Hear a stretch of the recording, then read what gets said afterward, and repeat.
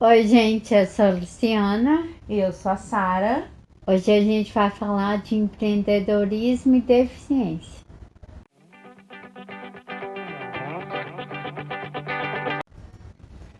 Então, amiga, me conta um pouquinho da sua trajetória, me fala como é que você chegou na ideia de empreender, de trabalhar com cosmético. Então, para quem não sabe, eu sou pedagoga, né? Nada a ver com cosmética natural. E meu sonho sempre foi trabalhar com desenvolvimento infantil. Então, eu fiz pedagogia, depois eu fiz uma pós em desenvolvimento humano. Comecei a fazer psicologia e aí, até então, eu tinha uma vida quase que normal. Eu tinha algumas dificuldades de locomoção, assim, mas era coisa simples que dava para para eu fazer tudo que eu quisesse sem ajuda de bengala ou de qualquer outro instrumento ou de qualquer pessoa. É, e essas dificuldades eram associadas à síndrome do pânico, estresse pós-traumático, porque eu tinha vivenciado um momento muito trágico na minha vida. Começou a ficar muito caro para mim ir para a faculdade, porque eu tinha que ir de Uber ou de táxi, o pai da minha filha não podia me levar, por questão de horário de trabalho dele, da escola da minha filha, enfim. É, Começou a ficar muito caro. E aí eu comecei a ver que meu sonho estava ficando inviável naquele momento. E aí eu tranquei a faculdade pensando em, em dar um tempo, em ver como que ia ser.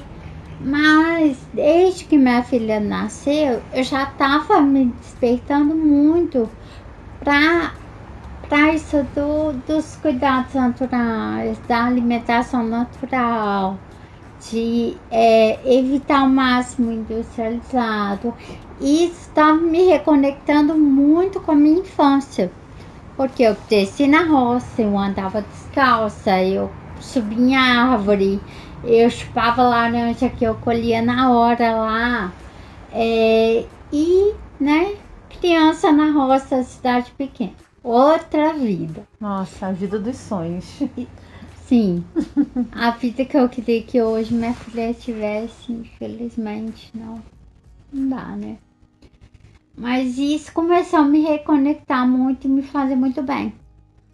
Eu comecei adquirindo alguns cosméticos naturais de uma produtora aqui de Juiz de Fora, Ajuda a Casa do Lago. E aí depois eu comecei a pesquisar e ver e comecei a fazer minhas próprias coisas. E aí assim, eu tava sem fazer faculdade, eu tava com uma filha pequena e eu tava ficando doida. Porque eu sempre tive essa coisa de que eu preciso fazer algo além das tarefas domésticas, né? Ah, hoje a gente já tem mais entendimento de que existem mulheres que gostam das tarefas domésticas, fazem essa escolha, né? Um trabalho como qualquer outro. E fazem a escolha de ficar em casa, cuidar da casa, né? Do marido, dos filhos. É uma escolha que não era minha, eu não gostava disso. E aí eu comecei a fazer os cosméticos e comecei a vender na feira livre aqui do perto da minha casa, né, do bairro São Mateus. Toda quarta-feira de manhã eu ia para lá. E aí eu lembro que o primeiro dia que eu fui, eu vendi 2 sabonetes. Gente, eu lembro até hoje das mulheres que me compraram esses sabonetes no primeiro dia. E eu me senti tão empoderada, com aqueles R$ 18, que era R$ 9 a unidade de sabonete, com aqueles R$ 18, fruto do meu trabalho, que eu estudei e eu fiz, né, trabalhando em casa, sem precisar gastar com transporte para ir para o meu local de trabalho, fazendo o que eu estava apaixonada, fazendo aquilo que eu tinha propriedade para falar o que era, de como que era feito. E eu tenho certeza que os meus olhos brilhavam quando eu falava, porque eu acho que ainda brilha, né? Sim. E aí foi isso, sabe? Assim, uma coisa levou a outra, né? Eu tinha um sonho de trabalhar com desenvolvimento infantil, e só que eu fui vendo que está ficando inviável pela questão financeira, pelos gastos, né? De ir até de estudar. Na minha formação inicial, que é pedagogia, eu não conseguia trabalhar, porque a minha formação é específica para a educação infantil. E como é que você vai trabalhar com educação infantil se você não consegue correr, pular, sentar e levantar toda hora? Exatamente. Então, assim, eu me sentia muito insegura, e eu acho que, né, qualquer responsável por escola também ficaria inseguro de me dar essa função. Sim. E aí eu acabei, né, a obrigação fez uma oportunidade que acabou se transformando em algo que eu pude abraçar e que eu pude me realizar. E hoje eu sou muito feliz fazendo o que eu faço. Sim. Hoje vai muito além dos sabonetes, né? Tem hidratante, tem shampoo, tô começando com a maquiagem. Mas o brilho nos olhos continua o mesmo. Eu já não vou mais na feira que eu ia, mas a propriedade para falar de tudo ainda continua da mesma forma, ou talvez mais até. Dá pra ver. E dá pra ver que você ama o que você faz. E que muitas vezes a gente passa por decisões que fazem por impossibilidades nossas que a gente precisa abandonar um sonho, e muita gente desiste de sonho, acaba achando que eu não vou ter mais um sonho, e às vezes os sonhos mudam. Sim.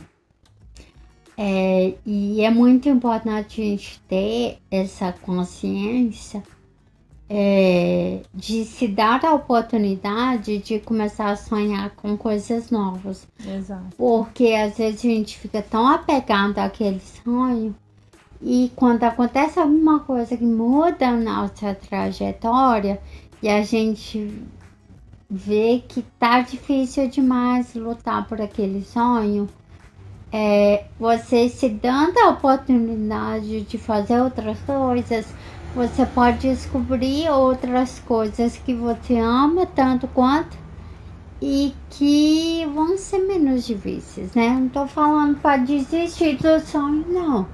Pelo amor de Deus, ninguém desiste do sonho, luta pelo sonho.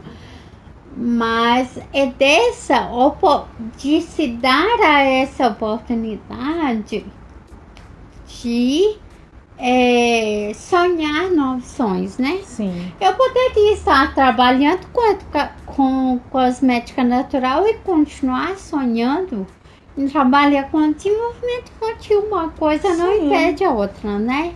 Você poderia mais pra frente fazer um curso de psicologia à distância. No momento não é algo que eu penso, mas eu posso voltar a pensar, né? Nada impede. Exato. Mas a minha questão financeira no momento não vai me permitir, e porque eu tenho outras prioridades, né? Uma delas é a Maria Vitória. Uma delas é a Maria Vitória, minha filha, e eu No momento eu estou muito feliz com o que eu faço. Quando a gente falou de feminismo um tempo atrás no canal, a gente falou sobre isso, né? Que eu falei que às vezes uma mulher tem um sonho e quando acontece da mulher ter uma filha, um filho, ela não precisa acreditar que o sonho dela acabou, e sim que ela mudou o sonho dela. Que agora, às vezes, talvez o sonho dela seja dar tudo para aquela criança. E isso é a mesma coisa. Não é que você vai passar por um pequeno obstáculo e vai dizer assim, ai, não vai dar certo, deixa eu mudar de sonho. Mas sim, ter a consciência de que você pode adiar por um tempo um sonho e ter outros enquanto você não pode realizar aquele. Você pode ter mais de um sonho, né? Esse sonho principal podem ramificar outros sonhos, né? Sendo criativo, a gente tem condições de sonhar muita coisa aí e realizar também. Com certeza. Né? Nós mulheres, a gente tem uma capacidade de passar por cima dos desafios que é. E a gente precisa acreditar nisso, né? Sim, a sociedade não deixa a gente acreditar nisso. Exatamente. A gente sempre mostrou que a gente consegue. Com certeza. E você comentou, quando a gente foi falar sobre deficiência, né? Que a gente falou que a gente ia falar sobre empreendimento e sobre empreendedorismo, que você acha uma ótima ideia e uma ótima forma de se jogar no mercado de trabalho, pessoas com deficiência trabalhar como pequenos e microempreendedores. Exatamente, porque o que acontece? Nós sabemos que hoje, né, é lei as empresas destinarem algumas vagas dos seus concursos, né, dos seus processos seletivos para pessoas com deficiência. Então, nós temos esse direito, né? Mas muitas vezes a gente não tem acesso a esse direito. Porque antes de concorrer a uma vaga de, sei lá, administrador de uma empresa, a gente tem que ter tido a formação em administração. Sim. E muitas vezes esse deficiente não conseguiu fazer a formação, né? Ou então é uma coisa mais simples, que exija menos formação, né? Vamos pensar em um auxiliar administrativo. E aí essa pessoa, por ser um curso de menos duração, se apertou lá e conseguiu fazer o curso, né? Eu estou falando muito questão de mobilidade, eu estou pensando muito no deficiente físico nesse momento. Né? Nos meios de transporte até ele chegar na faculdade. Ou até mesmo a formação EAD e ele conseguir pagar essa formação. Porque ainda é difícil encontrar formação EAD gratuita. A gente sabe disso. Muito. Que é uma coisa que estava começando a aparecer, mas hoje em dia tudo mudou no Ministério da Educação e a gente não pode confiar que vai continuar desenvolvendo isso, né? A gente vive uma incerteza muito grande, né? Sim. Mas assim, vamos pensar então num deficiente que conseguiu fazer a formação, né? Estou dando o exemplo de auxiliar administrativo, mas poderia ser qualquer outra, pode ser um curso de graduação de 5 anos e aí esse deficiente conseguiu fazer um mestrado, doutorado numa faculdade pública, né? Ele deu o jeito dele, conseguiu. E aí ele consegue, né? Passa no processo seletivo da empresa e aí ele consegue, né? A chance de trabalhar. Só que vamos pensar no exemplo do deficiente físico. vamos imaginar que ele não tenha carro adaptado. Que Como é o que mais ele vai? comum, porque carro adaptado é caríssimo, gente. Por mais que o deficiente tenha desconto para comprar o carro, Ainda fica caro. pode O ser que carro esse em deficiente si não já é tenha. caro. O carro adaptado ele é caro mesmo com desconto. Eu lembro que quando o meu ex ele estava vendo o carro adaptado para ele se deu conta de que era muito caro. E ele não era, por exemplo, um cadeirante que depende de uma mudança completa nos pedais para poder dirigir. Era um carro adaptado apenas para uma pessoa que não tinha uma das mãos. E já era um problemático. Ou então, pode ser uma pessoa, como no meu caso, que não consegue dirigir porque a minha doença me deixa com reflexos mais lentos. Então, se eu tenho reflexo lento, eu não consegui frear o carro na hora, né? Porventura aconteça alguma coisa que preciso frear rapidamente, pode ser que eu não consiga. E aí pode, né, causar um acidente.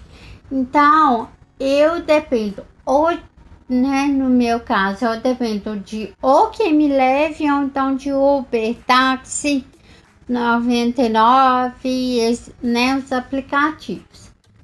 Se for um deficiente, nesse exemplo que eu estou dando, ele vai gastar com transporte, né? Muito mais do que a empresa vai dar. E talvez esse gasto com transporte vai ser maior, vai ser igual, ou vai ser quase igual, vai ser de uma maneira que talvez não vale a pena, né?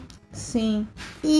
Ou talvez esse deficiente não quer passar por uma situação de ver seus colegas de trabalho sentindo que ele não está apto o suficiente para exercer aquela função, mesmo que seja uma função que ele está completamente capacitado a exercer. Porque aí a gente entra na questão da cota, né? As pessoas acreditam que cota é dado para quem é incapaz e não para quem tem uma diferença na hora de passar por um processo seletivo por algum motivo que faz com que a pessoa não tenha a mesma possibilidade de estudar, de trabalhar, de qualquer outra coisa. Não é porque ela não pode, é porque ela é impedida por alguma questão. Exatamente.